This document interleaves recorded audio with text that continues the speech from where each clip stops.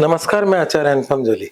कर्क राशि वाले लोगों के लिए आगामी सप्ताह 6 अप्रैल से 12 अप्रैल के मध्य ग्रहों का आपके जीवन पर पड़ने वाले प्रभाव और उनका समाधान अर्थात राशिफल लेकर आया हूं। शुरुआत करते हैं ग्रहों के बड़े परिवर्तन के साथ और उनका आपके जीवन पे क्या प्रभाव पड़ रहा है उनकी बात करते हैं।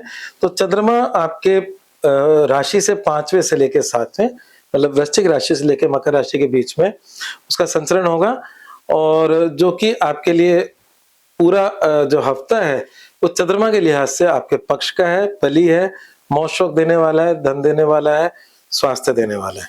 ठीक है। अब बात करते हैं बाकी ग्रहों के परिवर्तन की। जो एक अच्छा बड़ा परिवर्तन जो इस सप्ताह से जस्ट पहले हुआ है वो हुआ है मंगल का परिवर्तन। जब तक मंगल यहाँ था तो बड़ा ही कर्क राशि वाले लोगों के लिए चिंता की स्थिति थी। थोड़ा सा रिस्की समय था, वो रिस्की समय समाप्त हो चुका है।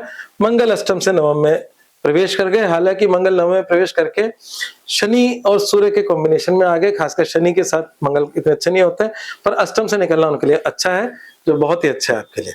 और उत्तरोत्तर सब चीजें अच्छी होंगी जब आगे प्रोग्रेसिव होगा। तो बात करते हैं एक बड़ा परिवर्तन और हो रहा है।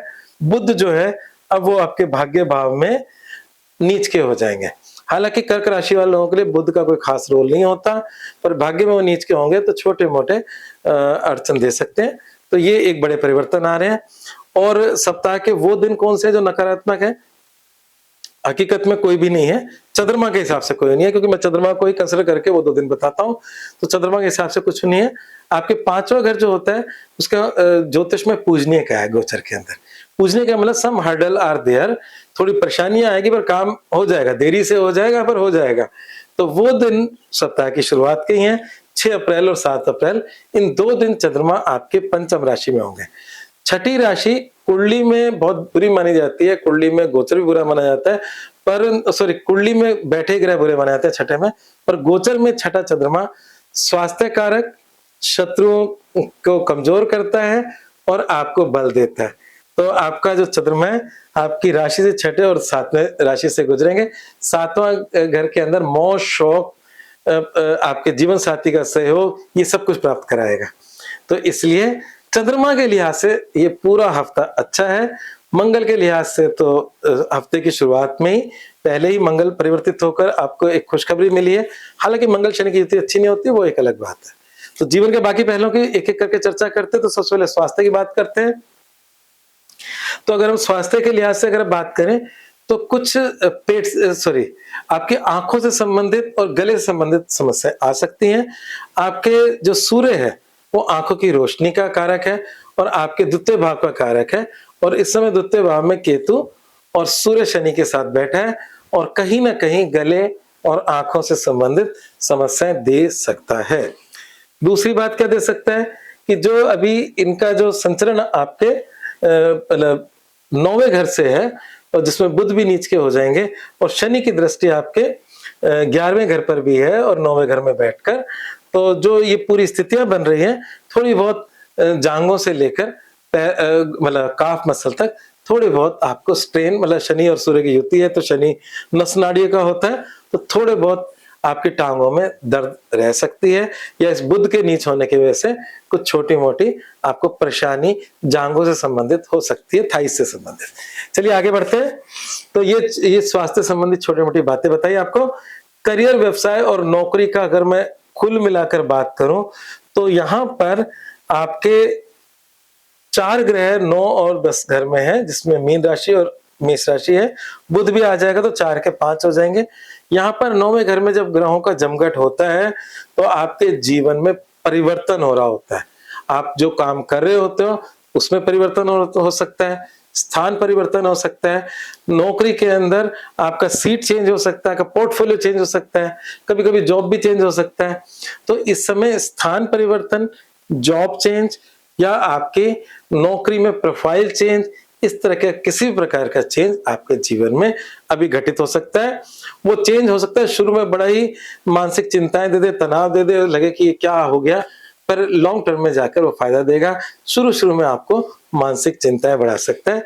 ये इस समय की जो परिस्थिति है ग्रहों की वो ये चल रही है। चलिए अब आगे बात करते हैं। तो जहां तक इनकम का सवाल है, तो इनकम का सवाल तो ये है कि जो आज के जो कर्म है, जो अभी इस समय आप कर रहे हो, वो आगे जाके आपको इनकम में बढ़ोतरी देंगे। शुक्र जो है वो आपके इस समय मतलब करियर के खाने से गुजर रहा है, और वो अंततोगत्वा इसके बाद आपकी इनकम में बढ़ोतरी के रूप में आपके 11वीं राशि में आएंगे। मतलब 11वीं राशि नहीं, 11वें भाव में आएंगे, जो कि उनकी वृषभ राशि, शुक्र की अपनी राशि है।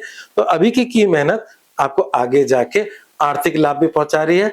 इस समय जमीन, मकान, वाहन, खासकर अगर कोई वाहन खरीदना चाहे तो उसके लिहाज से समय बड़ा ही अनुकूल है। आपकी चौथी राशि पर शुक्र और मंगल दोनों की दृष्टि है, और गुरु की भी दृष्टि है। तो गुरु, शुक्र और मंगल की दृष्टि आपके चौथे भाव पर है, और चौथा भाव मंगल जमीन का कारक, शुक्र जो है वाहन का कारक है, और मंगल जमीन मकान कह लें, और बृहस्पति ब्लेस कर रहे हैं। तो इस समय अगर आप कुछ हिम्मत करते हैं तो जमीन, मकान, वाहन का भी आपके जीवन में योग बन सकता है। बात करते हैं आपके प्रेम संबंधों के जीवन की और वैवाहिक जीवन की। तो अगर हम प्रेम संबंधों और वैवाहिक जीवन की बात करें तो दोनों में एक कॉमन बात आ रही है, दोनों में थोड़ा बहुत संघर्ष है। आपके प्रेम संबंधों का स्वामी मंगल और वैवाहिक जीवन का स्वामी शनि दोनों भाग्य भाव में बैठे हैं। तो इसका मतलब यह है कि आपके जो भी संबंधी हैं, पति या पत्नी या आपके कोई प्रेमी हैं, उनसे तकरार रह सकती है, परंतु उनके साथ से आपको लाभ भी मिल सकता है, आपके भाग्य में लाभ भी मिलेगा।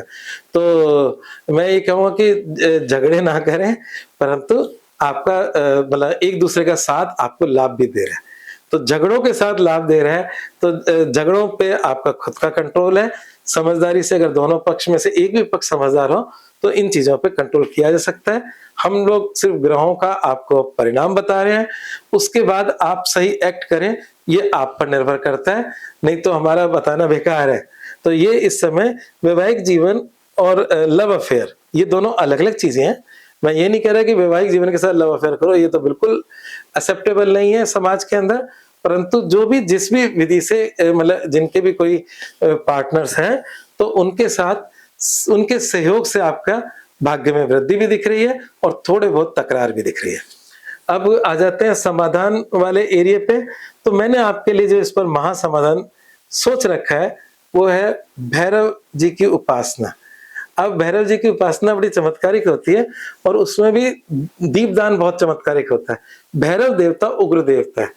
नॉर्मली किसी के इष्ट हो, पारिवारिक इष्ट हो तो अलग बात है।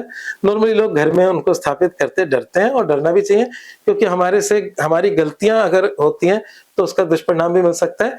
गलतियां कैसे, सोच अशोच कहते हैं हमारे यहाँ, है ना। हम अनजाने में घर के अंदर हम अपने देवी देवताओं को उतना ख्याल नहीं रख सकते जो मंदिर में रखा जाता है।